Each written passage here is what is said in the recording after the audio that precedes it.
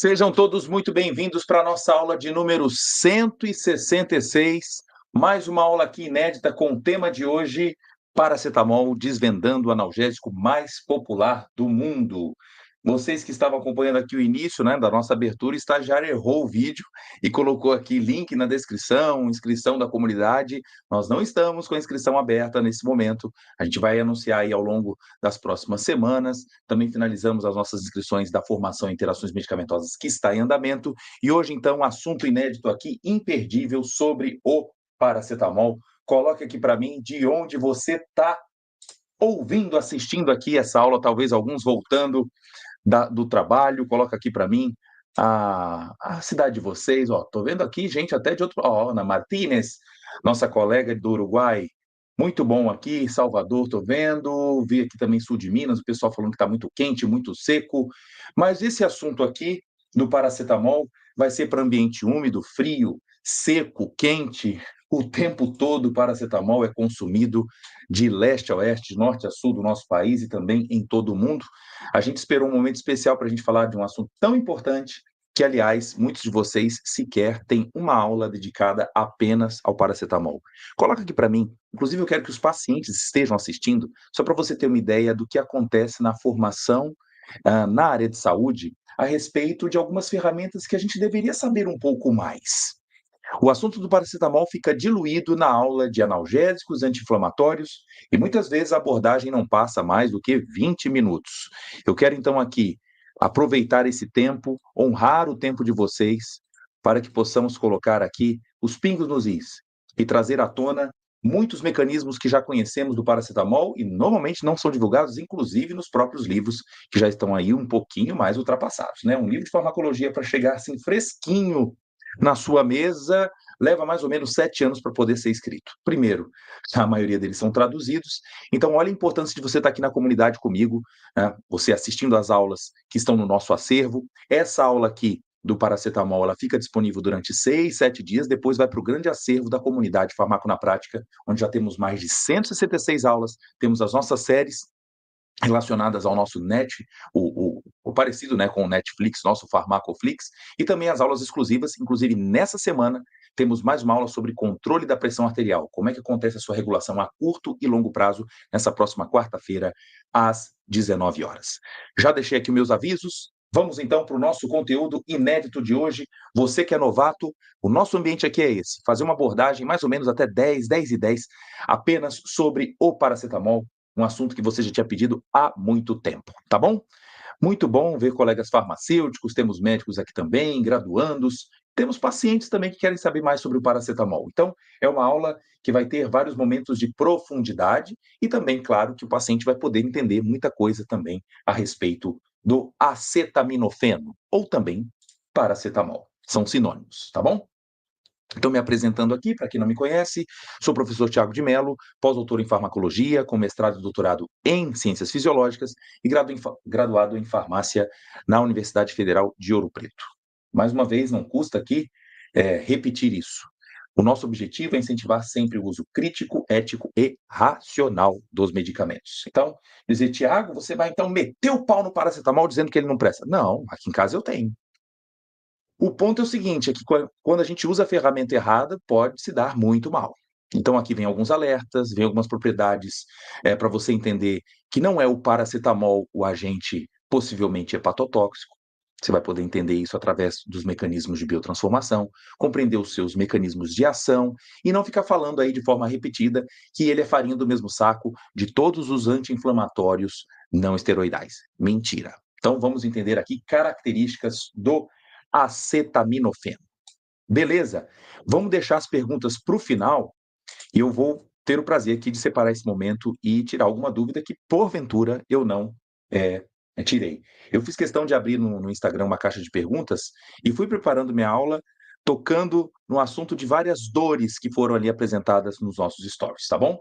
Então, vou aqui honrar o tempo de todos vocês aqui. Estou vendo aqui a Priscila, boa noite, um prazer estar com vocês assistindo a aula do nosso professor. Que legal. Vamos lá.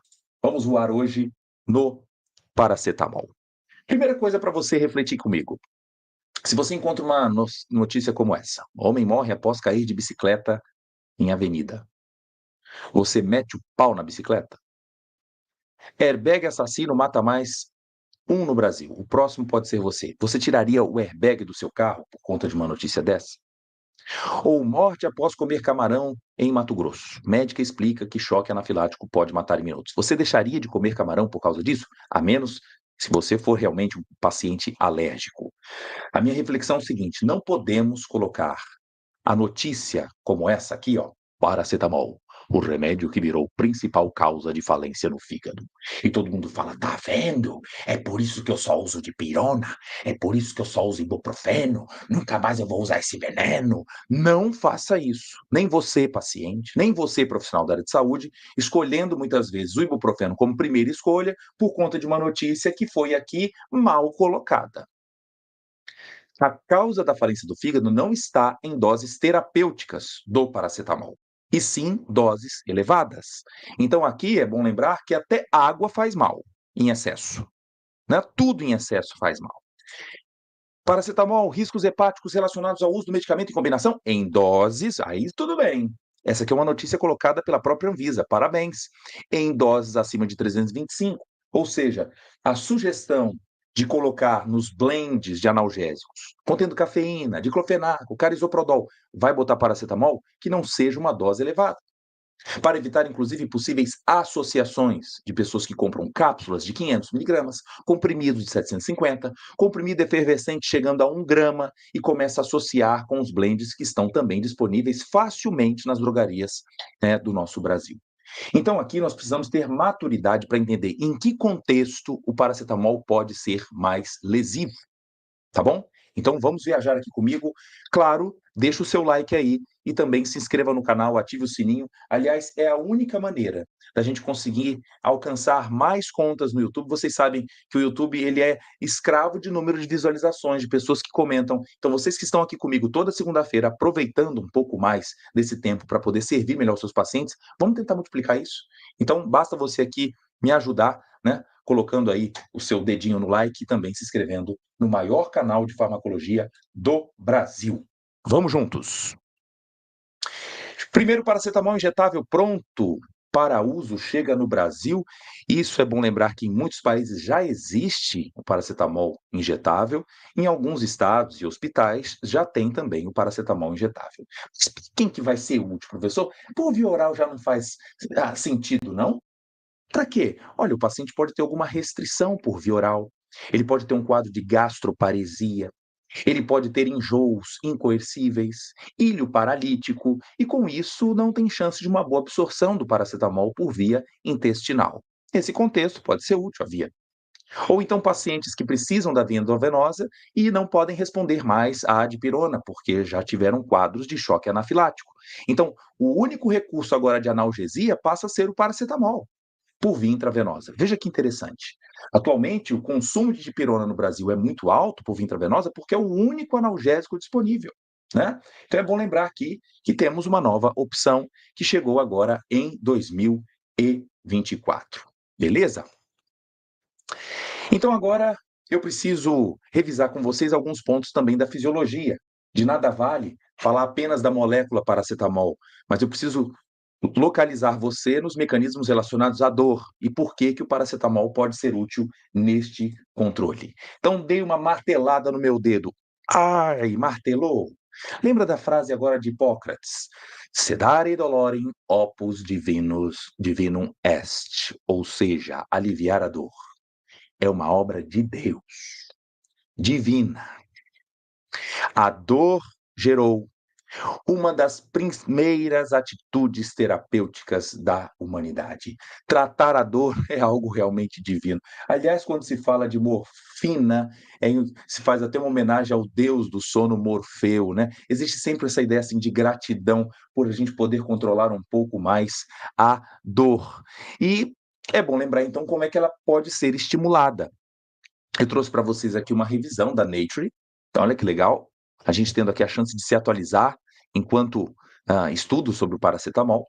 Então, diante de uma martelada em uma parte do dedo, a gente vai liberar uma grande quantidade de substâncias, como histamina, bradicinina, serotonina, prostaglandinas, ATP, hidrogênio.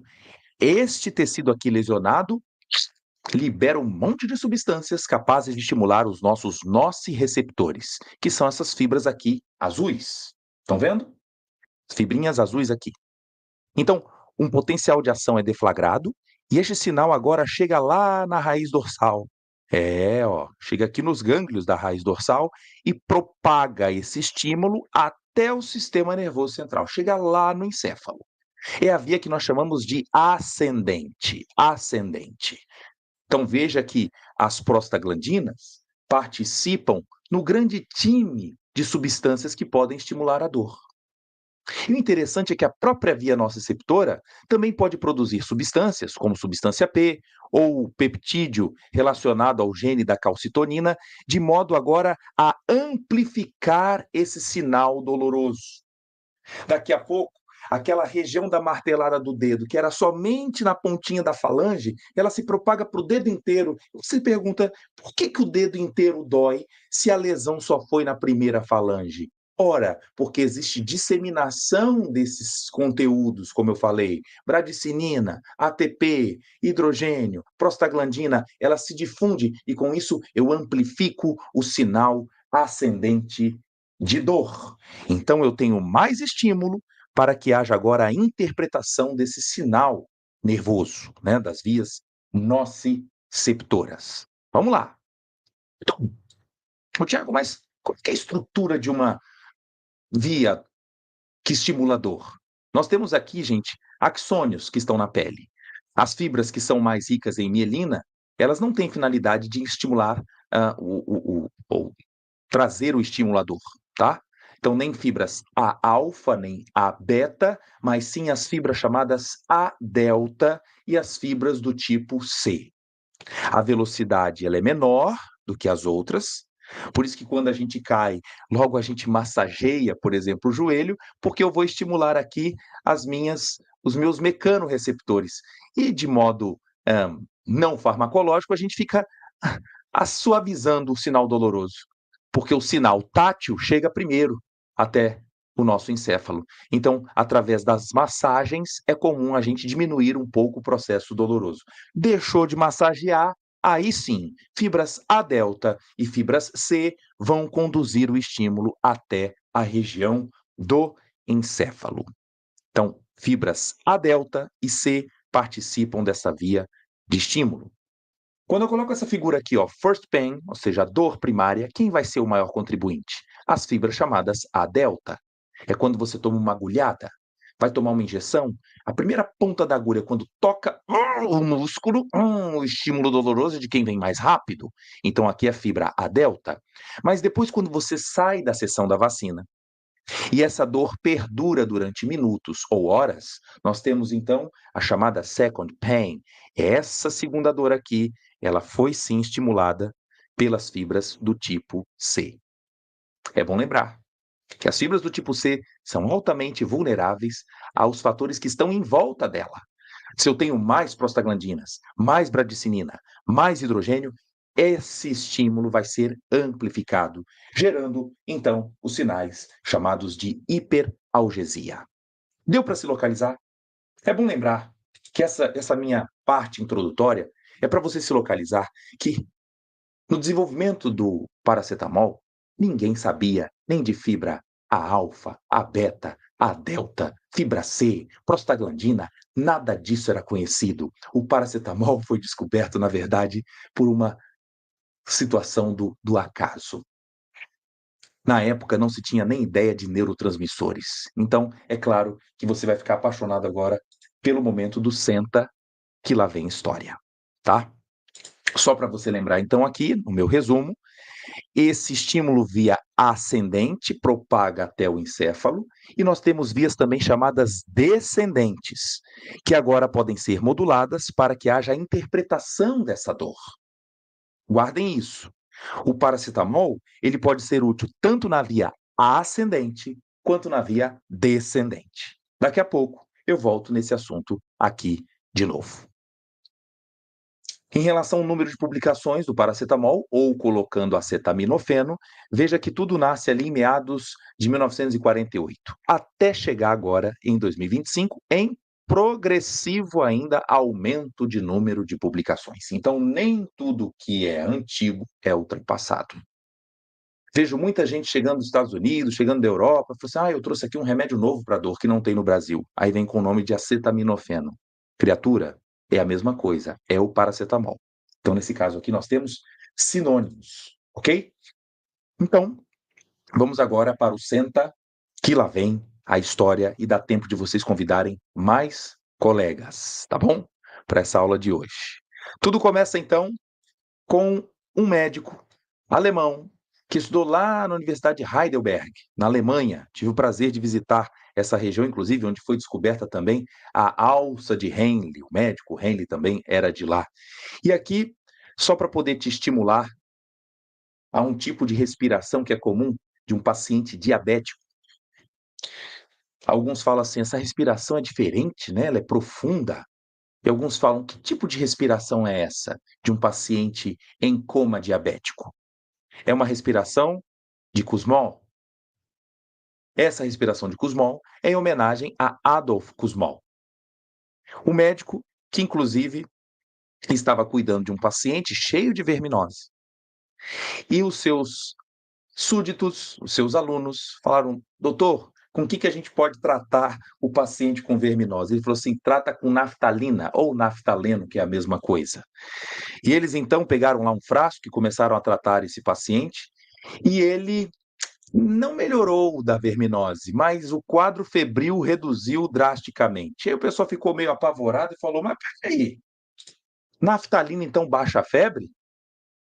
Foram ver que a farmácia se equivocou na dispensação do produto. Veja só, o erro que deu certo. No momento errado, então, da dispensação, não foi liberada a naftalina, e sim foi liberada a chamada acetanilida. Acetanilida. Então, olha aqui que eu vou ler para vocês, para ficar no texto bem bonitinho. Ó, o que o paciente tomou não foi naftalina. A farmácia cometeu um erro terrível na rotulagem. O paciente havia ingerido uma substância completamente desconhecida. Descobriu-se que o produto químico que o farmacêutico distribuía acidentalmente era acetanilida. Então, os dois alunos de Kussmaul resolveram testar em coelhos, cães e humanos, mas, apesar de diminuir a temperatura, os pacientes estavam ficando azuis. Azul? Por que azul? Você já pensou por que o seu sangue é vermelho? O sangue é vermelho porque é o ferro entrando em contato com o oxigênio. Essa ligação de oxigenação. Ferro com oxigênio torna o sangue vermelho. Quando o oxigênio se desliga do ferro, ele fica mais azulado. É. Quando o ferro se oxida para o estado mais 3, nós não temos mais a hemoglobina, nós temos a meta-hemoglobina, que não é capaz de transportar oxigênio. Então, apesar de reduzir a temperatura, o pessoal ficou um pouco preocupado com o uso da acetanilida, que não ganhou muito bem essa febre na área clínica. Até porque tinha um concorrente na época, tinha aspirina chegando no mercado. Então, veja, isso, gente, aconteceu no finalzinho do século XIX, na mesma época que a Bayer estava produzindo também o ácido acetil salicílico. A famosa acetanilida, que inclusive eu em aula prática tivemos o privilégio de produzir paracetamol em laboratório. Como é que a gente fazia isso? A gente introduzia uma hidroxila aqui, ó, na acetanilida. É uma aula prática que é feita no intervalo de 2, 3 horas. Né? Lá na Federal de Ouro Preto a gente fazia bastante essa aula prática. Produzir paracetamol a partir da acetanilida. E, na verdade, isso nasceu lá do final do século XIX. Quando viram que tinha alguma relação entre a acetanilida, olha lá aqui, e o próprio paracetamol. Ô, bonito! Qual é a diferença? A presença de uma hidroxila.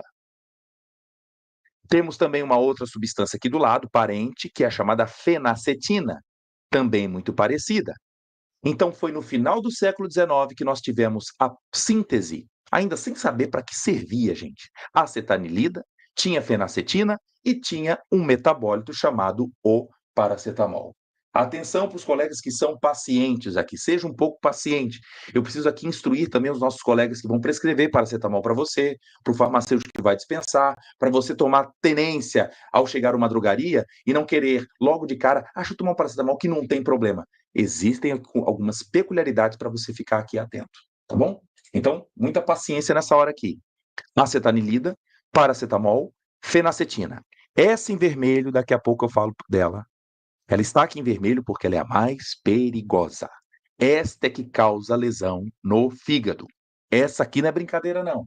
NAPQI. Ó, temos colegas também balconistas aqui. Beleza. Seja bem-vinda aqui, viu, Carla? Vamos lá. Então, o paracetamol, na época, ainda tinha certo receio, porque existia uma preocupação do risco de meta-hemoglobinemia. Puxa vida! Então, vai dar muito certo esse medicamento. Praticamente 45 anos de silêncio. O povo não deu as caras para o paracetamol. A aspirina bombando, sem ninguém saber ainda como é que funcionava, mas diminuía a dor, diminuía a febre, diminuía a inflamação. Então, qualquer caso de gripe, de resfriado, aspirina na jogada. Ibuprofeno ainda também não tinha no mercado, tá bom? Mas aí, quando vai chegando em meados da década de 50, na Suíça, com a produção dos famosos relógios suíços, muitas mulheres que trabalhavam saíam com muitas dores de cabeça depois do trabalho. Olha só que interessante essa conversa. O trabalho, então, levava a dores de cabeça, exaustão após algumas horas de montagem de pequenos e delicados relógios mecânicos. Um método, então, eficaz para superar a dor e a fadiga era uma pausa, um café, um pedaço de pão com manteiga e socando dentro pílulas para dor de cabeça. O que que tinha nessa pílula? Meu Deus do céu. Era uma marca chamada Saridon da Roche, que continha fenacetina e tinha também barbitúricos. Isso não foi muito bom ao longo do tempo. Muitas mulheres desenvolveram quadros de nefrite e também os problemas de meta-hemoglobinemia. Puxa vida, não tinha nada então melhor para tratar a analgesia aqui? Aí que entrou a história do paracetamol. Outros pesquisadores, como Axelrod e Brody, falaram: peraí, vamos estudar aqui melhor o metabólito da fenacetina. Vamos estudar melhor aqui o paracetamol. E foi visto que ele não era capaz de deixar as pessoas azuis, de não causar meta-hemoglobinemia.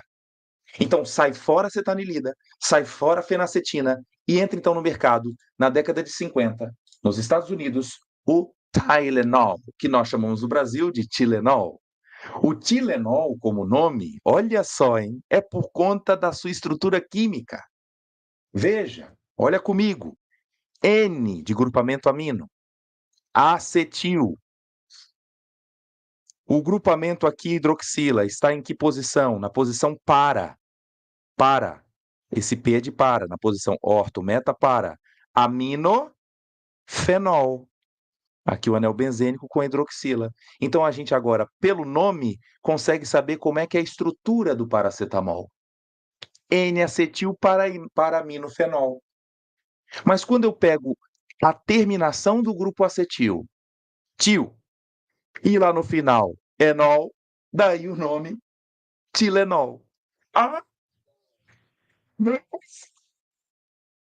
entendeu por que é o nome?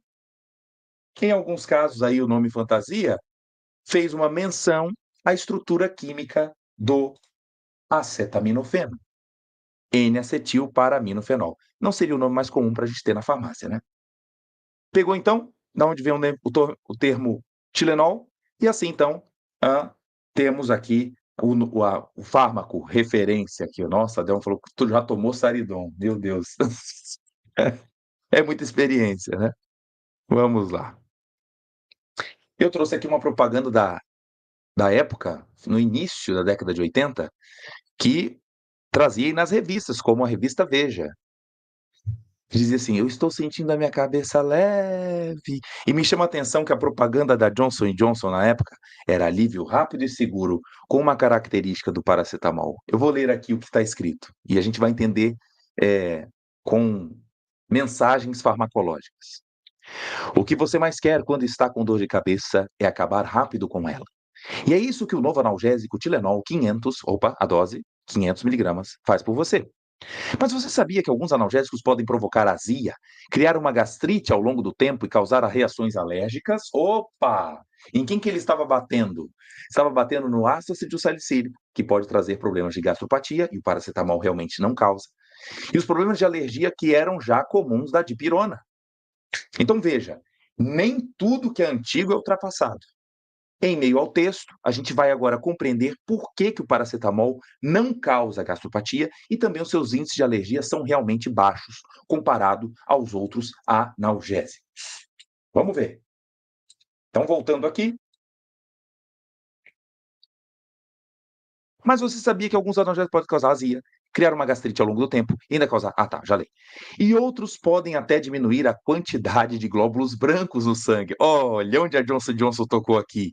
No probleminha da agranulocitose da dipirona, que realmente o paracetamol não apresenta. Com o novo analgésico Tilenol 500, nada disso acontece porque ele é feito à base de acetaminofeno. Olha, na época nem falava paracetamol, que é bem aceito pelo seu organismo. Por isso você tem um alívio rápido que espera, com a segurança que precisa, alívio rápido e seguro, mas a propaganda não falava, por exemplo, da possibilidade de lesões hepáticas pelo paracetamol. Então, cuidado com tudo aquilo que é novo, porque a gente vai ter agora um curso de aprendizado, né? E percebendo os problemas relacionados à overdose, o que os desfechos aconteciam tanto em crianças quanto idosos. E agora, então, o ponto é de respeitar cada tipo de fármaco. Em relação ao paracetamol, a gente tem que brilhar o olho, porque é um MIP, é um medicamento isento de prescrição, que até pouco tempo estava havendo uma briga se poderia ter disponível nos supermercados do Brasil. Isto é um absurdo. Neste exemplo, os Estados Unidos não é uma boa referência para a gente, porque, de fato, você pode comprar paracetamol à torta e à direito, nas mais diversas formas, até mesmo como pirulito, sabor uva de paracetamol. É um absurdo. Beleza? Vamos lá. Então, agora, a gente vai entender mais sobre o paracetamol. Estamos com mais de 600 pessoas aqui ao vivo. Deixa o seu like, também se inscreva no canal e ativa o sininho para as mais notificações e a gente conseguir alcançar mais pessoas nessa aula inédita que você raramente teve durante a sua formação profissional. Nem mesmo em pós-graduação há tempo hábil para você falar apenas de uma substância. E no caso aqui, do analgésico mais consumido no mundo. Vamos lá. Quanto à característica química, o paracetamol tem baixíssimo peso molecular e é uma molécula relativamente solúvel em água. Ela é bem solúvel. Mas também consegue ser bem absorvida porque o seu peso molecular é baixo e não tem carga, ok? Então, a sua biodisponibilidade oral é de 90%, é muito boa, exceto quando por via retal. Em muitos países, nós temos supositório do paracetamol, mas nós não conseguimos garantir uma boa chance de absorção. No máximo, aí, em torno de 50%. Ela é muito errática, tá? Entre os pacientes. Quando a gente fala da via intravenosa, aí a biodisponibilidade vai ser de quanto? Vai ser de 100%, né, gente? O Tmax aqui é alcançado mais ou menos com 1h30, ou seja, eu chego no pico plasmático depois de 90 minutos, e o volume de distribuição é bom, 1 litro a cada quilo. Então, aqui, em média, 70 litros de volume de distribuição. Em parte, isso é justificado pelo baixo peso molecular, pelo bom coeficiente de partição, né? Não é realmente muito lipossolúvel, mas é possível passar pelas membranas pelo seu baixo peso e também porque não se liga bem às proteínas plasmáticas. A maior quantidade do paracetamol está na forma livre e é a forma difusível para outros tecidos. E a meia-vida, então, ela é relativamente curta. Primeiro que o paracetamol é hidrossolúvel e facilmente biotransformado. Apenas em quadros de intoxicação, essa meia-vida eleva e pode chegar até 8 horas, sendo mais difícil, então, expulsar, né, o fármaco em questão, fazer o chamado washout. E a excreção principal é por qual via? Urinária, sendo 90% praticamente na forma conjugada. Quando o professor está falando aqui que o paracetamol é a forma conjugada, o que você entende? É que ele vem agora casado. Casado quem com quem? Vamos pegar o brinquedo do Emanuel aqui, ele não briga comigo, não. Conjugado é o seguinte, eu tenho paracetamol e agora eu vou colocar uma molécula hidrossolúvel. Eu vou acoplar aqui, ó, essa molécula hidrossolúvel. Em alguns casos, nós vamos adicionar o sulfato para ela ficar mais hidrossolúvel, ou em outro momento a gente vai colocar uma molécula muito parecida com a glicose, que é o chamado ácido glicurônico. Então, o nome nos livros, nos artigos, é chamado de glicuronidação, ou sulfatação, ou glicuronidação. Beleza? Isso faz parte, então, das reações chamadas de fase 2 da biotransformação. 90% praticamente da biotransformação do paracetamol acontece por essas duas rotas que eu acabei aqui de citar. Então, colocando no texto para você, deixa eu sair aqui de cena, ficar aqui bem baixinho. Ó, aqui no meio eu tenho o paracetamol. Temos aqui a forma, então, de sulfatação e aqui a forma de glicuronidação. Aqui o autor errou, tá, gente? Esse sulfatação deveria ser desse lado e o GT do lado de lá. Ele errou a enzima aqui, né? Porque o que sulfata não vai gerar o glicuronídeo, tá? Então, eu mantive aqui o mesmo erro da figura, mas para você ver que precisa sempre de revisar, né? Na hora de submeter o artigo. As duas formas aqui são hidrossolúveis e o restinho que sobra obedece uma reação de oxidação. No máximo aqui de 10 a 15%, nós formamos uma molécula altamente reativa chamada N-acetil para-iminobenzoquinona. Vou ser bem carinhoso com você nesse momento aqui para você entender uma coisa. Não é o paracetamol capaz de causar lesão no fígado. Ele precisa sofrer uma biotransformação. É como se fosse o processo de uma granada mesmo. A granada agora vai perder uma parte, perder o pino, para ganhar agora uma função tóxica. É esse, então, composto, essa molécula, NAPQI, que é capaz de gerar probleminhas para a gente. Porque ela é altamente ávida por elétrons, tarada por elétron. E ela vai roubar de alguém. Vai falar, eu quero elétron. De quem que você quer? De quem? Das proteínas. Se ela ligar na proteína, eu posso aqui causar alteração da atividade de uma série de enzimas antioxidantes, proteínas estruturais. Posso ligar também em lipídios, em carboidratos, ou seja, não é interessante roubar elétron de molécula que está pronta já no hepatócito. Mas então quem vem nos defender? Quem vem nos defender é um tripeptídeo chamado de glutationa. Então deixa eu colocar uma figura agora bem mais bonita para você acompanhar aqui comigo. Veja que coisa linda. Essa é uma das figuras que eu mais sou apaixonado para explicar a história do paracetamol. De novo, aqui nós vemos o acetaminofeno, uma menor parte excretada de forma inalterada na urina. Temos aqui o conjugado com ácido glicurônico e o sulfato. Então, qual é a vantagem desses dois que eu coloquei em verde? Galera, que esses dois são atóxicos. Não tem problema, ok? Mas, por via da oxidação mediada pelo citocromo P450, da via 2E1, nós podemos formar o metabólito que é eletrofílico, ávido por elétron. E agora, usando uma propaganda de um programa que tinha no programa Silvio Santos, no SBT, a gente perguntava: e agora? Quem poderá nos ajudar? E na minha brincadeira agora, quem vai te ajudar é o Chapolin. E o Chapolin agora não é um Chapolin do CH, mas é um Chapolin do SH. O que tem de diferente nesse SH aqui? Este é um grupo chamado tiol. É um grupo que tem capacidade de doar elétrons para o metabólito reativo. E quando esse grupo tiol doa elétrons, eu agora tenho um produto que é atóxico. Então, de um caos, eu resolvo o problema através da presença da acetilcisteína. Tiago, explica uma coisa aqui para mim. Quem protege? É a acetilcisteína ou é a glutationa? Ora, vamos para a bioquímica. Vamos para a bioquímica. É o seguinte, nós temos, para a formação do trinca, do tripeptídeo, nós temos a glicina, nós temos a cisteína e temos o glutamato. Ele é um tripeptídeo. É um tri. Mas quem tem função biológica mesmo para poder resolver o problema é esse aminoácido do meio aqui, ó, chamado de cisteína. E não estou contando essa história à toa para você, não. Você vai entender agora a função dela, da cisteína. Ela ter esse grupo tiol para doar elétrons, para que o produto tóxico não cause lesão no fígado. É por isso que no futuro bem próximo, quem trabalha aqui em hospital sabe que o antídoto de pacientes intoxicados por paracetamol é usado o quê? N-acetilcisteína. Você vai entender agora por quê.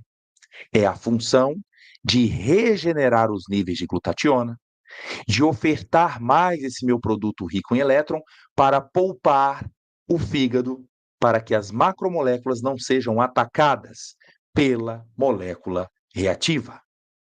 Uau! Peraí, então todo esse raciocínio bioquímico é para aprender o quê? A prática clínica. Vamos agora para o farmaco na prática. Se eu tenho uma pessoa que bebe e fuma e gosta de chegar toda segunda-feira na sua drogaria, tem hábito em casa de levar um monte de caixa de paracetamol e tomar para curar a ressaca, e ele bebe e fuma, por que isso não é legal? Porque o cigarro e a bebida alcoólica ativa a CYP2E1. Ora, se eu ativo a via, a produção de NA-PBQI vai ser maior. Então é por isso que não combina pessoas que bebem e fumam e têm o hábito de fazer uso de paracetamol. Nesse caso, a dose tóxica por dia não vai ser de 4 gramas, como estamos falando. De forma convencional, os adultos não podem se expor mais que 4 gramas por dia de paracetamol. Mas para quem bebe e fuma, esse valor tem que estar abaixo dos 3 gramas. E é muito fácil alcançar 3 gramas, porque cada comprimido tem 750 miligramas, na maioria deles.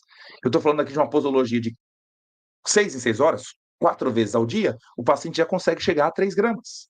Estão entendendo? Ok?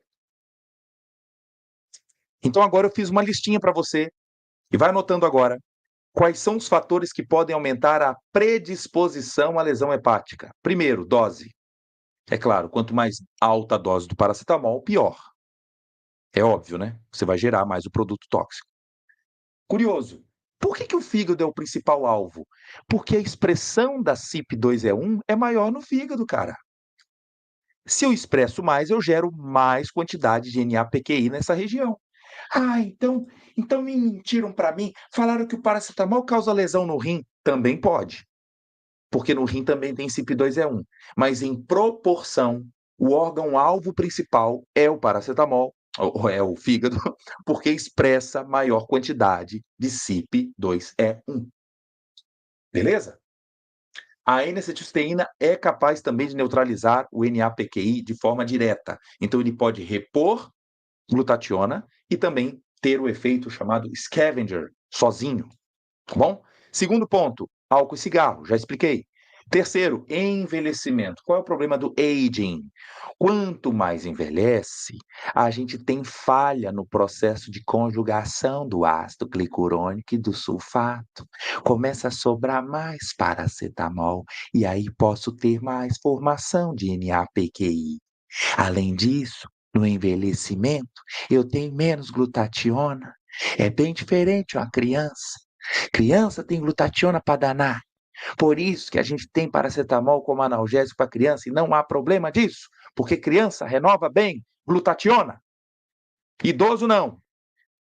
Então passa a ser interessante pensar em pacientes com dengue, fazer a reposição com N-acetilcisteína, ainda mais se ele for idoso. Sim, a aula está ao vivo. Estou aqui, estou aqui. Ok? Vamos lá. Então, realmente não é bom usar paracetamol na dengue. Sim, resguardando agora para que as doses estejam sempre controladas, tá? Fatores genéticos. Se a pessoa tiver algum prejuízo na produção de glutationa, professor, e como é que eu vou saber se ela tem prejuízo na produção? Isso não é possível. Você já viu nas bulas assim, ó, pacientes com deficiência na G6PD, a glicose 6-fosfato desidrogenase não podem tomar paracetamol, em parte porque ela tem dificuldade na renovação de glutationa. E esse é um teste que, inclusive, pode ser detectado através da avaliação do teste do pezinho, em que já existem casos na família, já começa a trazer ali um alerta para que essa pessoa não possa fazer uso do paracetamol. G6PD. Status nutricional, olha que interessante isso. Pessoas sob desnutrição, muito tempo, com enjoos, vomitando muito. E é comum na dengue, né? A pessoa não tem fome, acaba não comendo bem. Os níveis de conjugação com ácido glicurônico caem e a renovação de glutationa também é ruim. Então é bom lembrar que o jejum prolongado é prato cheio para que o paracetamol, entre aspas, faça a festa. Nós trabalhamos aqui no nosso laboratório com modelos experimentais de lesão hepática, e um desses modelos é o modelo pelo paracetamol. Então, uma das formas de induzir com mais sucesso a lesão hepática é deixar esse animal em jejum por algumas horas, porque a gente sabe também que consegue depletar os níveis de glutationa e de ácido glicurônico. Então, isso é reprodutível, vamos dizer assim, tanto para os animais quanto também na prática clínica. E quando eu tenho indutores enzimáticos, uso aqui, por exemplo, de rifampicina, além do álcool que a gente citou, do tabaco. Cuidado, porque essa via pode estar superestimulada, gerando mais o meu produto tóxico. Entendido? Não entendia que o problema da dengue, sempre ouvi falar que podia. Pode usar, pode, gente. Aqui não é proibido. Nós já tivemos uma aula aqui exclusiva para falar sobre paracetamol e dengue. Ele pode ser usado. O meu ponto aqui é cautela, se é um paciente que está subnutrido, não está fazendo reposição de acetilcisteína, os níveis de ALT e AST estão aumentando, é bom lembrar que o paracetamol pode agravar o quadro, mas não é contraindicado como o ácido salicílico ou o próprio ibuprofeno. Tá? Então, paracetamol e dipirona podem sim ser usados na dengue. Apenas ter o cuidado de evitar exposições acima de 3 gramas, 3 gramas e meio por dia não é legal. Ok? Vamos lá. Em relação ao jejum, é porque a oferta de glicose baixa atrapalha a síntese de ácido glicurônico. O ácido glicurônico vem da glicose. E, ao mesmo tempo, a glutationa é formada de aminoácidos. E de onde eu vou obter? Também da dieta. Então, se a dieta é ruim, eu também tenho menor oferta, tanto de glutationa quanto de ácido glicurônico, ok? A ideia de tomar N-acetilcisteína para se proteger faz sentido. Durante toda a dengue, fazer reposições de 12 em 12 horas com N-acetilcisteína 600 miligramas. Faz sentido. Aqui só para você ter uma ideia do que estamos conversando, que já é conhecido que na dengue glutationa cai, os trabalhos tanto a in vitro quanto em vivo, mostrando esse prejuízo e a maior possibilidade de lesões hepáticas. Então, ficar atento com esta possibilidade. E aqui o problema da produção do NAPQI, que é um prato cheio para a produção de radicais livres. Então, lembrar que o metabólito estimula a usina elétrica mitocôndria a produzir as espécies reativas do oxigênio, estimulando respostas inflamatórias, causando lesão em organelas, como lisossomos, retículo endoplasmático, trazendo fragmentação do DNA, facilitando processos até de apoptose. Então, o que a gente não quer? É acumular NAPQI. Vamos chamar então nosso ajudante. Quem é um ajudante? O ajudante é o chapolim. E o chapolim SH é a glutationa. Então é por isso que a forma mais comum de proteção pelo excesso do paracetamol é sim a N-acetilcisteína. Ok? Então aqui, inclusive, eu fiz uma matéria para o Conselho Federal de Farmácia, com o título era "O paracetamol só é prejudicial ao fígado se ingerido em altas doses em excesso", explica o farmacêutico. Então, quem quiser depois, dá uma olhada lá na notícia geral, que complementa aqui a nossa abordagem quanto ao mecanismo que acabei de explicar. A N-acetilcisteína, então, já é conhecida por vários efeitos. Aqui eu trouxe uma lista. Quem é da comunidade vai ter acesso a toda essa literatura que eu estou apresentando aqui para vocês, fresquinha, tá? Mas eu quero destacar aqui, ó, papel importante para renovar glutationa, para proteger proteínas e DNA, ter o efeito scavenger, ou seja, roubar os radicais livres produzidos, e também com importante ação antioxidante. Então, de 12 aqui, eu estou selecionando 4 muito importantes como um papel protetor das lesões possíveis geradas pelo metabólito do paracetamol. Quem está me perguntando sobre bebês, por que os problemas aqui são menores? Porque, inclusive, os neonatos, durante a fase fetal, a via da CYP2E1 ela é pouco ativa. Se ela é pouco ativa, a produção de NAPQI ela é baixa. A gente vai priorizar, então, as vias de sulfatação pelos bebês, não gerando, então, o metabólito tóxico, tá? Agora, quem tem gato, não dê paracetamol para o seu gatinho, porque os gatos não têm as vias muito boas de conjugação, nem com ácido glicurônico, nem com sulfato. Ele gera o metabólito com força, porque o gato tem a via CYP2E1 muito ativa. Então, por isso que em doses baixas, muitos gatos podem ir a óbito pela exposição ao paracetamol. Ok? Muito bem. Aqui só para lembrar que o fígado que sofreu lesão pode também ter a chance de regeneração. Aqui a gente vê numa imagem histológica por hematoxilina eosina o excesso de núcleos, né? A região centrolobular aqui preservada, e não é o que está acontecendo aqui. Sobre injúria, nós temos muitos pontos aqui de necrose e a região centrolobular completamente comprometida. Mas, felizmente, o fígado pode também se regenerar com a ajuda aqui de substâncias antioxidantes, inclusive acetilcisteína, sais biliares e também citocinas pró-inflamatórias. Só para lembrar disso, de que não é um processo irreversível, tá bom? Características, então, farmacodinâmicas. Como é que o paracetamol atua? Atenção agora. Você que está com caderno, está anotando direitinho. No final que eu vou respondendo outras perguntas. Vocês vão perguntando outras coisas que tem nada a ver. Vamos focar aqui no paracetamol. O paracetamol causa lesão no rim? Se causar, é por conta do NAPQI. Não é por inibição da síntese de prostaglandinas. Por quê? Porque no rim nós temos a COX-1 e a COX-2. E o paracetamol não inibe muito bem essas duas vias. O paracetamol não causa lesão no estômago, como os anti-inflamatórios. Também porque no estômago é COX-1. O paracetamol não inibe. O paracetamol não é capaz de causar sangramento por inibição da agregação plaquetária, porque as plaquetas produzem tromboxano e é via COX-1, e o paracetamol não inibe a COX-1. Então nós temos uma série de evidências para você entender que, não sendo o paracetamol aquele fármaco que obedece à via de ibuprofeno, AS, naproxeno e companhia, os seus efeitos adversos caminham em outra direção, onde a nossa maior preocupação fica realmente com a lesão hepática, tá bom? Vamos lá. O que se sabe então sobre o paracetamol? Figura aqui de novo para você acompanhar comigo. Não há mais novidade. falamos das vias de conjugação e falei aqui para você da via do NAPQI.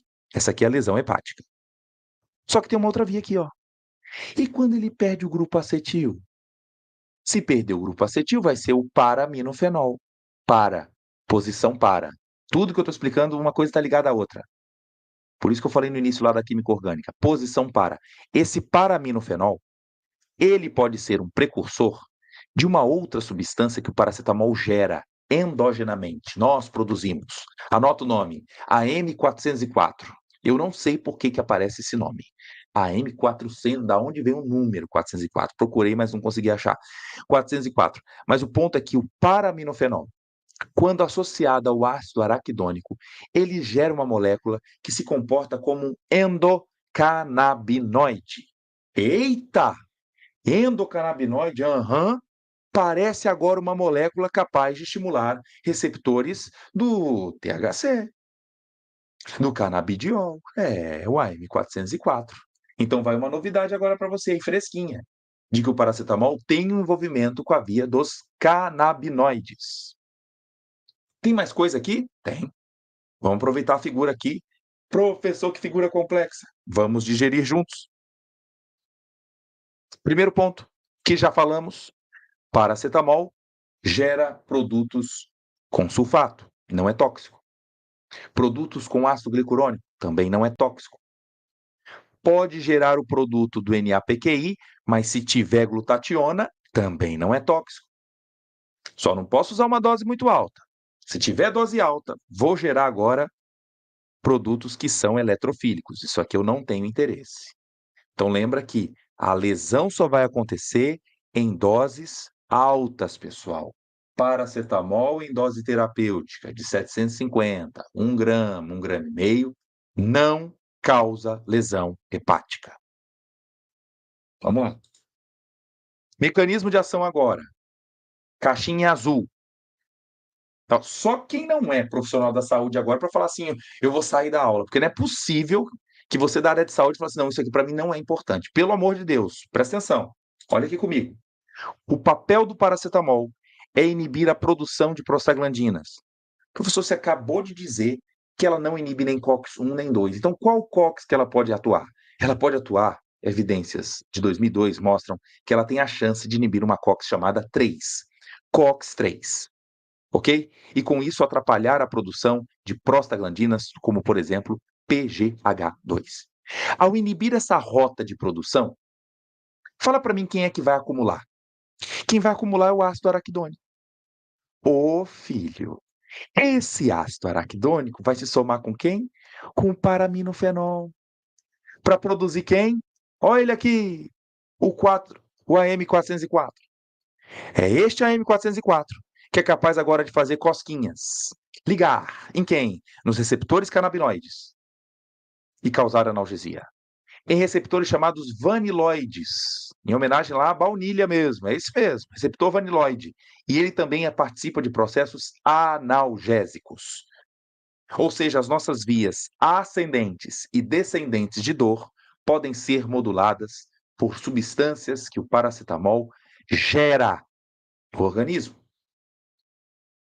A M404 nós produzimos. Além disso, uma partezinha do NAPQI, apesar de ser a sua fama de mal, de tóxico, ele pode também dar uma cosquinha lá nos receptores TRPA1, na fibra C, a fibra de dor, aquela fibra lenta. E causar também um processo analgésico. Nós estamos aqui falando, então, das vias mais possíveis, aquilo que já foi investigado, principalmente na última década, sobre o paracetamol. Então, dizer paracetamol inibidor de COX. Opa, vírgula. Qual? 3. Paracetamol estimula a via canabinoide. Ele, por si só, não.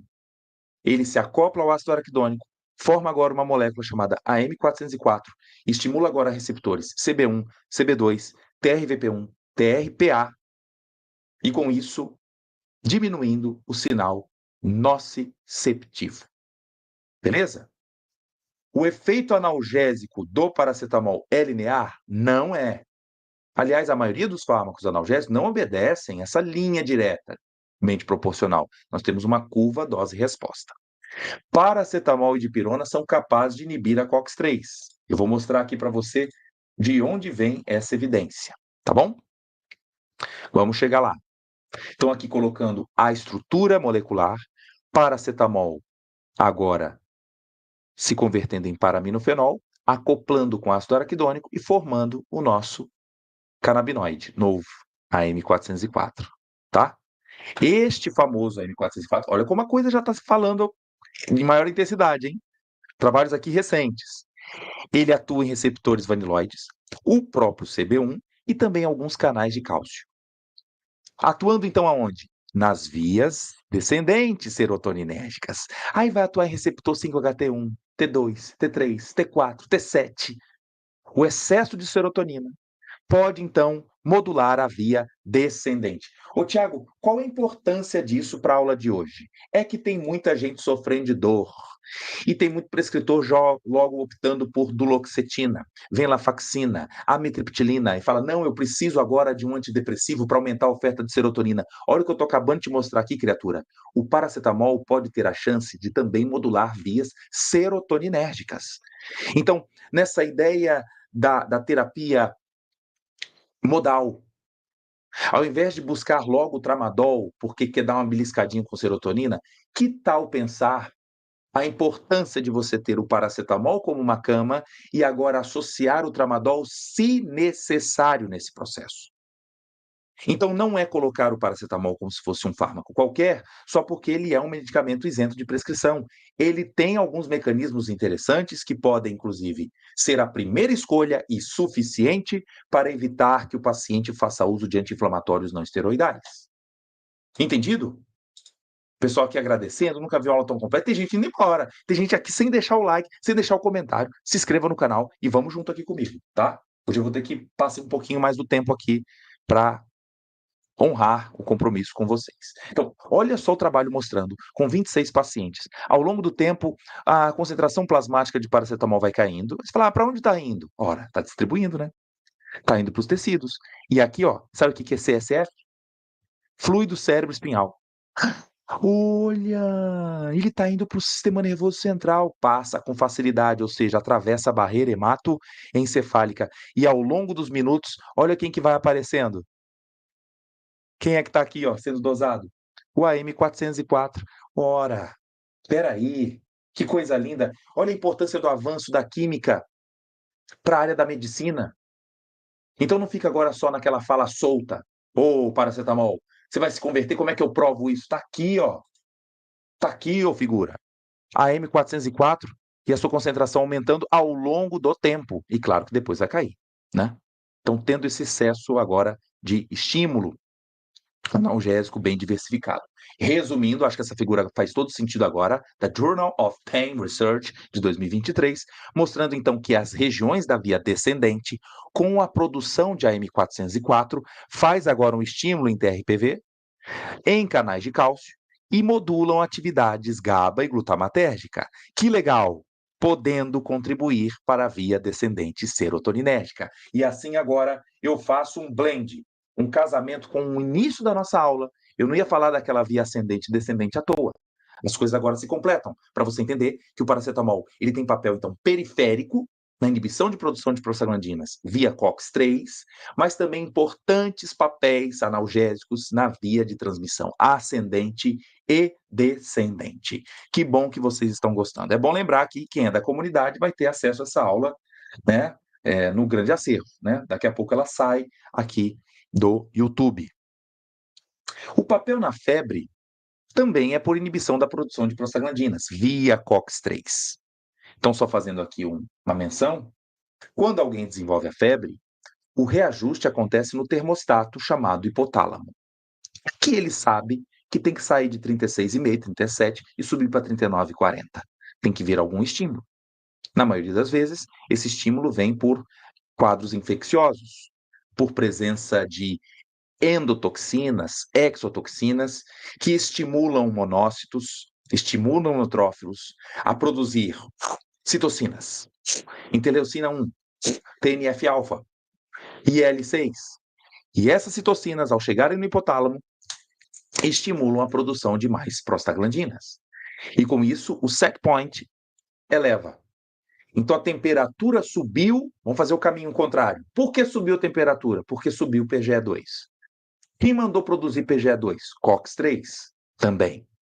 Quem mandou a COX-3 ser mais ativa, nesse caso? Citocinas pró-inflamatórias. E quem foi o gatilho? As toxinas, ou virais, desculpa, ou também bacterianas, estimulando o processo febril. Então, nesse contexto, olha aqui a figura, o quadro infeccioso, ativação de monócitos, mais agora citocinas pirogênicas, geradoras de calor, produção de prostaglandinas. Com isso, havendo a elevação do set point, aumentando, então, o quadro de febre, fever. É por isso que ele atua também como antipirético. Sim, porque ele diminui a produção de prostaglandinas via COX-3. Ok? Essa história da COX-3 não é uma frase, uma palavra que o professor criou.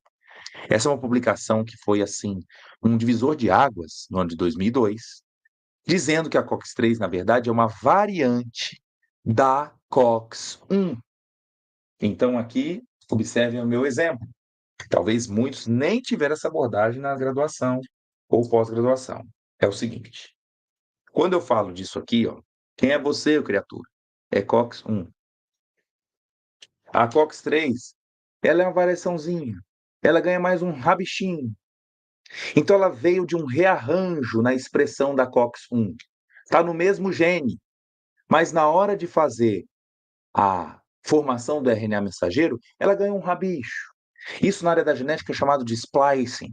Um splicing alternativo, onde a figura que você vai ver aqui está nessa imagem. A COX-1 tem esse tamanho. Você está vendo agora que a COX-3 aumentou de tamanho. Parece que o paracetamol é capaz de inibir apenas a COX-3 e não a COX-1. Ô, Tiago, como é que eu posso provar isso? Aqui, ó, pronto. Para você que sempre queria uma referência para dizer quem é que inibe COX-3, vem aqui comigo para você apaixonar por farmacologia agora. Dá uma olhada nesse índice aqui, ó, chamado IC50. Quanto menor o valor do IC50, mais eu consigo inibir a determinada enzima. É aquela história do perfume. Quanto menos perfume eu gasto para ficar cheiroso, melhor o perfume. Então procura aqui para mim, na lista, acetaminofenol, paracetamol. Ele está sendo mais do que 1000 para COX-1 e COX-2. Que porqueira, não inibe nenhuma dessas duas enzimas. Mas, para COX-3, o valor caiu para 460. É isso que define por que o paracetamol inibe a COX-3. Mas ele não é exclusivo para inibir só a COX-3 de forma única. Você pode procurar uma série de outros inibidores de COX-3, que foi uma dúvida aqui de uma colega. Falou, Tiago, mas e a dipirona? Olha aqui, ó. A dipirona também inibe a COX-3? Está aqui, ó. Sim, inibe também. E o diclofenaco? Também inibe a COX-3. Então não é um papel exclusivo. Por que a gente fala tanto que o paracetamol inibe COX-3? Porque ele não inibe as outras. É apenas a COX-3. Então, esse quadro de exclusividade faz com que não haja preocupação em relação à lesão renal, a aumento de pressão arterial, a problemas de sangramento, no caso de dengue. Certo? É bem diferente quando eu estou falando aqui da aspirina. Olha aqui, ó. A aspirina, olha aqui. Ela inibe também a COX-3? Inibe, mas também inibe a COX-1. Entendido? Quanto ao efeito antipirético, dizer que os efeitos aqui de paracetamol e de pirona são mais lentos, eu não encontro ainda artigos robustos fazendo comparações entre as duas substâncias. Aliás, porque a escola norte-americana não é muito a favor de fazer esses ensaios, porque de pirona não é disponível lá, tá? Mas o que aparece muito é que alguns pacientes começam a fazer uso de pirona, depois pulam para paracetamol, ou vice-versa, mas esquecem que existe um curso do quadro infeccioso em questão. Eu acredito que com a introdução do paracetamol via injetável nos hospitais, nós vamos ter mais razões para dizer sobre esse controle da temperatura e dor ao longo do tempo e poder fazer estudos mais robustos quanto a essa comparação. Ainda não temos, tá bom? Então, aqui num resumo do mecanismo de ação, veja, quem está assistindo a aula vai entender aqui o resumão. Paracetamol pode atuar inibindo COX, a variante COX-3, Inibição de COX-2? Fica até a dúvida. Alguns colocam como pergunta, mas isso não procede. A produção de AM404 ela é muito importante para quê? Viabilizar a via dos endocannabinoides e, ao mesmo tempo, a possibilidade de estimular receptores TRPA1 e TRPV1, juntamente com canais de cálcio. Não podemos esquecer a via também da serotonina, contribuindo para a via descendente. Tá bom? Existe dúvida se o paracetamol por via intravenosa poderia contribuir para a queda da pressão arterial. Continuo aqui batendo na tecla de que um paciente com dor tem aumento da resposta simpática. Ao usar um analgésico, a resposta simpática cai, por isso a pressão cai. Então não seria um efeito direto do paracetamol na resposta vascular. Isso seria facilmente respondido por ensaios, né, usando um leito de aorta, de mesentério, e você colocando paracetamol no meio para ver se tem algum papel. Nunca vi nenhum trabalho mostrando esse importante efeito vasodilatador. Tá bom? Indicações terapêuticas, então, do paracetamol. Para quem? Que é o óbvio. Dores leves de moderada intensidade, febres e dores leves a moderadas, cefaleia, dor de dente, dorsalgia, dor no dorso, né, dismenorreias, mialgias, e o tratamento auxiliar no tratamento de osteoartrite e artrite reumatoide. Aqui ficou repetido, né? Mas não tem nenhum papel anti-inflamatório, pessoal. Aqui é para reduzir dor, desconforto. Tiago, mas isso não vai ser assim meio desumano, porque eu preciso atuar na inflamação. Veja, um paciente de 78 anos que sofre de um quadro de artrose, ele precisa perder peso, ele precisa fazer exercício, hidroginástica, fazer pilates. Mas para aliviar a dor, é melhor optar por um analgésico do que o uso de anti-inflamatórios ao longo do tempo, onde a função renal pode ir lá para as cucuias e também contribuir para o aumento de pressão arterial e gastrite. E, portanto, então, o paracetamol passa a ser a nossa principal escolha, ok? Efeitos adversos, você vai ver que a lista é bem pequena. Por quê? Já começa com efeitos de hipersensibilidade. Olha só em relação, gente, à dipirona. Quem é mais alergênica? Não tem nem discussão. 51% aqui para dipirona, acetaminofeno não passa de 7. Indometacina e ibuprofeno são todos mais alergênicos do que o paracetamol. Então, isso é uma grande vantagem para o pessoal também da UTI. Com a chance do paracetamol por via intravenosa, a chance de resposta de anafilaxia tendem também a reduzir, tá bom? De efeitos adversos, além da rara hipersensibilidade, náuseas e vômitos também não são comuns. Aumento de transaminases podem indicar um quadro de lesão hepática, aumento de ALT, AST, gama-GT, e em doses altas, desconforto abdominal, náuseas e vômitos, icterícia, hepatomegalia e até mesmo insuficiência renal aguda e insuficiência respiratória. Agora vai um alerta muito importante. Você vai deixar comentários aí. Eu preciso conversar agora olhando no seu olho. Quando eu tenho um paciente que foi exposto a uma dose muito alta de paracetamol, não acontece igual a alguém que toma Rivotril, que toma Zolpidem em altas doses, que toma morfina, codeína. O problema é que às próximas horas ele não apresenta sinais importantes de quadro de intoxicação, porque não é o paracetamol gerador do problema. Eu preciso primeiro gerar N-acetil paraimino benzoquinona. Até ela começar a comprometer as proteínas hepáticas, DNA hepático, gerar apoptose, isso leva tempo. Então pode acontecer ao longo de 8, 12, 16 horas. E aí, quando o paciente manifestar sintomas, já é tarde. Não tem como mais usar acetilcisteína para reverter, nem usar carvão ativado. Então esse é o grande problema do paracetamol, é que ele é silencioso no processo de lesão hepática. Se eu esperar agora ele começar a ter náuseas e vômitos para poder você buscar atendimento, isso é muito ruim. É paciente que às vezes toma paracetamol, mas ele compra outra marca, ele compra Dorico, ele compra Tilenol, ele compra Tandrilax, ele compra Bezerol, ele vai misturando as marcas e não se dá conta que ali dentro tem paracetamol. Ele precisa então de ser acompanhado por você, profissional de saúde. Eu não sei se eu estou falando aqui com médicos, com farmacêuticos, com enfermeiros, com psicólogos, mas isso era um conhecimento para todo mundo ter assim na cabeça. Porque uma cartela de paracetamol pode ser muito prejudicial. A gente lida com uma série de substâncias que estão dentro do armário de controlado, mas esse produto, uma cartelinha, pode ser realmente muito perigosa. Entendido? A pergunta aqui: minha mãe é transplantada, pode tomar paracetamol? Transplantada de quê? Tem me contado. Não sei qual é o contexto, se é renal. Detalhe um pouquinho, Guilherme, para eu poder te ajudar. Aqui temos um resultado de um exame de um paciente que teve dengue e estava aqui com um quadro de transaminite. Esse quadro aqui, ó, 195, 126, já inspira cuidados. Então, a minha dica aqui para a família foi: olha, é importante fazer o uso da acetilcisteína, mas não troque para ibuprofeno, pode manter o paracetamol. E como é que eu sei, então, se eu tenho chance ou não de lesão? Alguns hospitais, onde a gente tem a chance de quantificar paracetamol por via plasmática, isso é possível, né? Você pode adaptar aqui, inclusive, um nomograma de Rumack Matthew, lá da década de 70. O que é esse nomograma? Você vai pegar a concentração plasmática que o paciente se encontra de paracetamol, às vezes não tem um relato de quanto ele tomou, né? E quantas horas após a exposição. Então, quanto mais alta essa linha, mais a gente se preocupa. Então, aqui, ó, a carinha, preocupado. É a linha vermelha. Azul, e óculos em tá tudo bem. Essa linha preta aqui de baixo. Ok? Então, só no resumão aqui, ó, paracetamol, podendo ser conjugado, gerando produtos atóxicos. O grande problema é o NAPQI, que pode trazer quadros de produtos oxidados, gerando aqui até a chance de necrose dos hepatócitos. Portanto, a acetilcisteína tem que entrar agora urgentemente. Por qual via inicialmente? Intravenosa.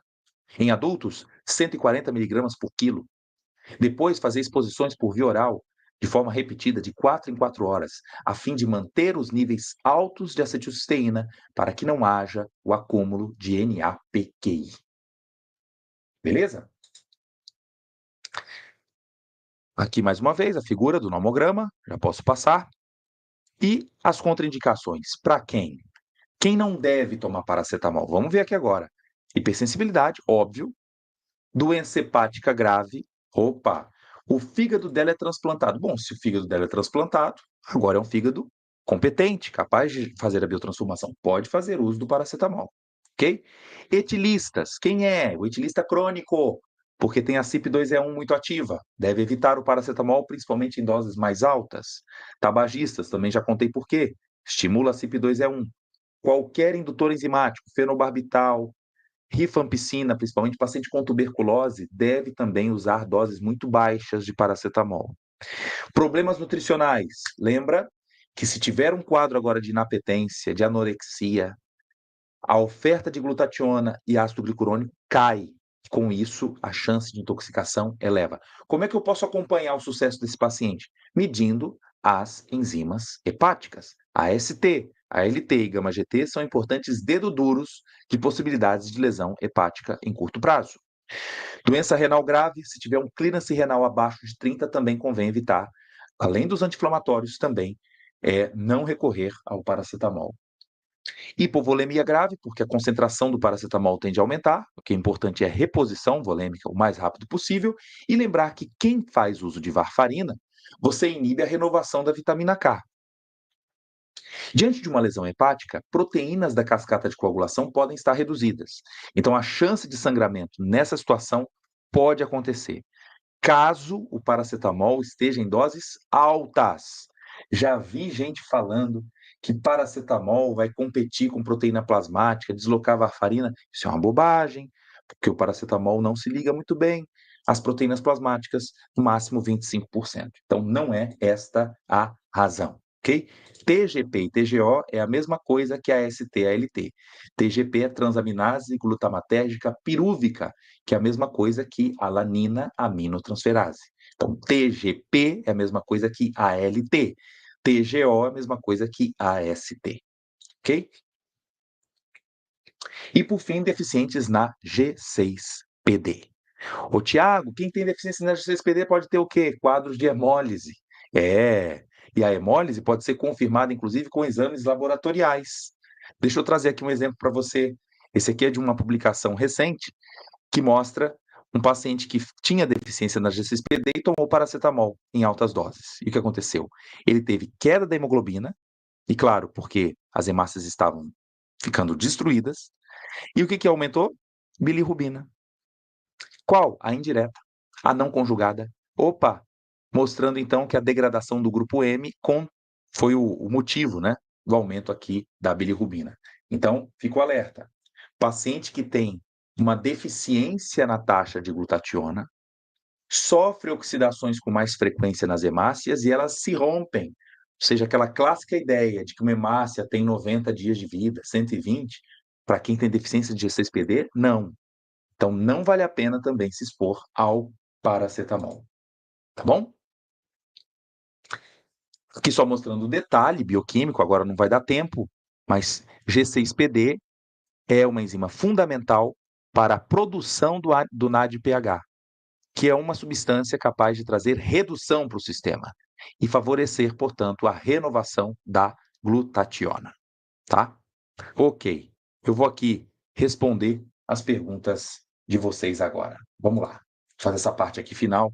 Eu espero que vocês tenham gostado aí da aula, da nossa viagem, onde eu começo pela situação atual do paracetamol, onde temos a chance de um produto por via intravenosa, começo nos mecanismos de dor, fizemos o Senta que lá vem história, falei da farmacocinética, a possibilidade de lesão hepática, como é que ela atua hoje, tira a ideia de que ela inibe prostaglandina e pronto, né? Vimos aqui vários mecanismos e também aplicações práticas na aula inteira.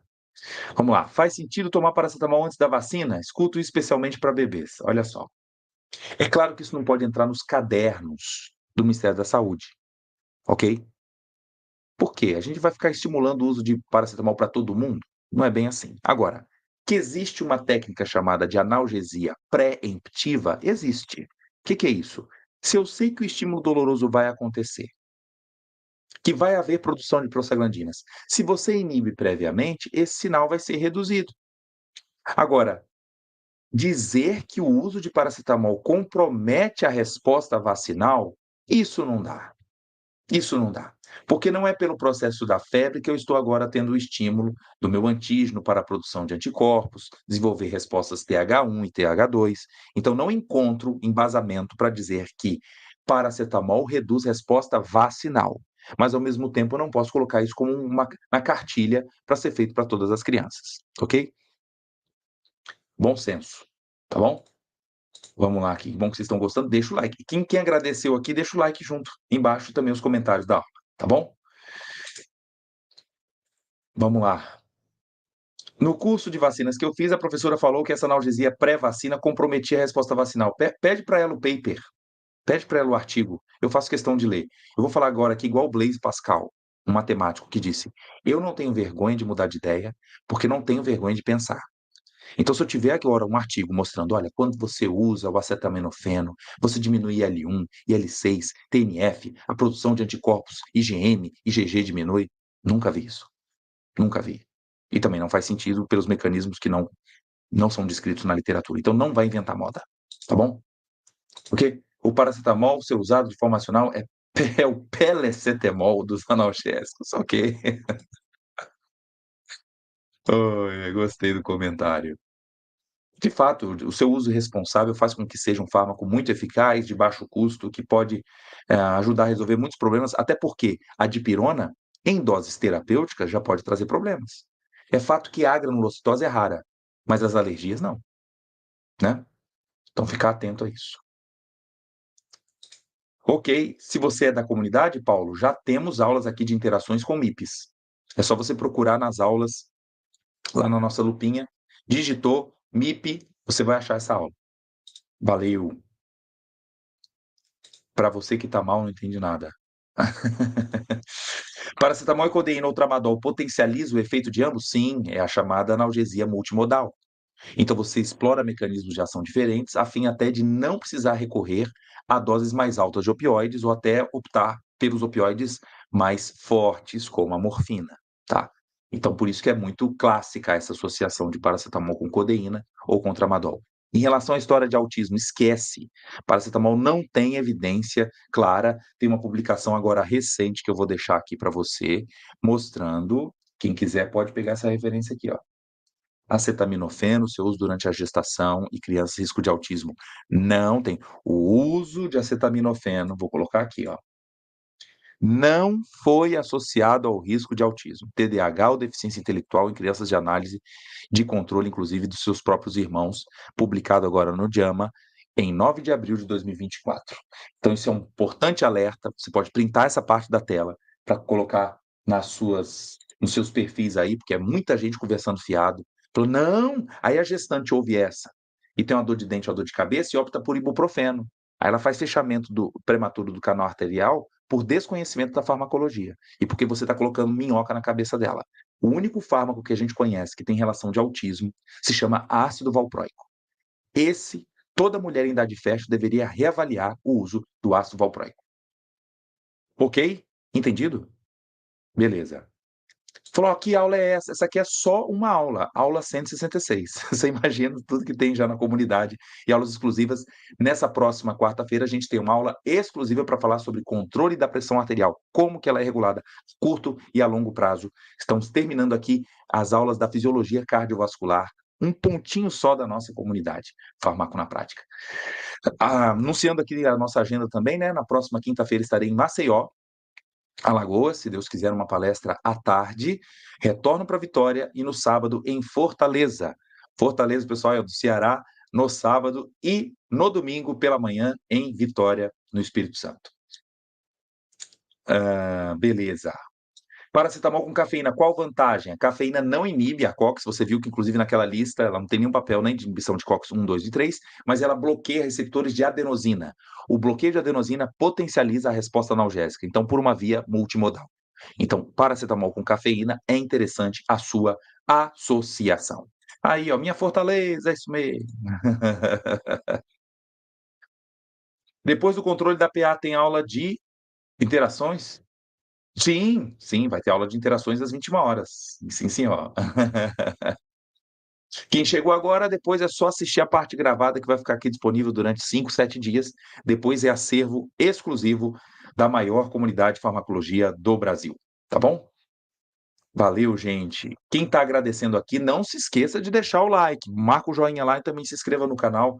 Vamos tentar avançar aí no número de inscritos, que está um pouco defasado. O pessoal assiste a aula e depois pula fora. Não sei qual é o contexto. Existem casos que obedece até o uso crônico do paracetamol, mas as doses não podem ultrapassar, por uso crônico, evitar passar 2 gramas por dia. Ok? Em Maceió, eu realmente não sei o local. Eu chego no aeroporto e vão me buscar lá, eu não sei. Valeu, valeu. Para participar da comunidade, a gente está com as inscrições encerradas, mas me procura no direct do Instagram que eu posso te ajudar, viu, Paulo Afonso? Beleza, gente. Obrigado por tudo, pelo carinho. Quem tiver interesse aqui em entrar na comunidade, me procura lá no direct que eu vou explicar para vocês melhor essa história, tá bom? De fato, uso crônico, nunca ouvi falar, a gente não sugere, mas tem pessoas tomando meloxicana, naproxeno por muito tempo. Nesse caso, comparado aos anti-inflamatórios, eu retornaria para o paracetamol. Entendido? Síndrome de Rein, não. Síndrome de Rein não é do paracetamol, é do ácido acetilsalicílico em associação com vírus, do sarampo, por exemplo, ou da rubéola, podendo gerar um quadro de hepatite e encefalite, mas não é síndrome de Rein, não acontece com paracetamol. Ok? Beleza. Olha aí o Rubenilson falando que nessa semana fez 8 consultas, R$ 200 cada. Olha só. Que bom. Legal, gente. Obrigado por tudo. Boa semana. Aula semana que vem, 167, você vai me ajudar a escolher o tema, viu?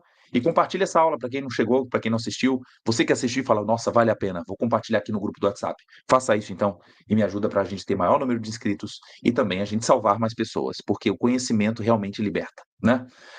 Obrigado por tudo. Valeu. Boa semana.